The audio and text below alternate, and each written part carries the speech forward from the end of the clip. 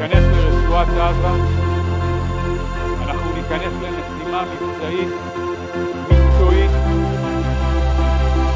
להשמיד את הפעילים של חמאס, את התשתיות של חמאס, ואנחנו גם נזכור בראש שלנו את התמונות והמראות והנושאים שבת קיבלנו תמורה.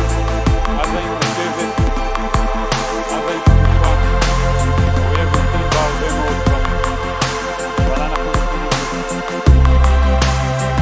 מלווים אתכם, תמרו, כל היכולות של צה"ל. תהיו אמיצים עם החשיבה הזו, תהיו נחושים מאוד, תנו הרבה מאוד ביטחון. הרוח הזו, ביטחון, המקצועיות שלכם, באה בתוצאה.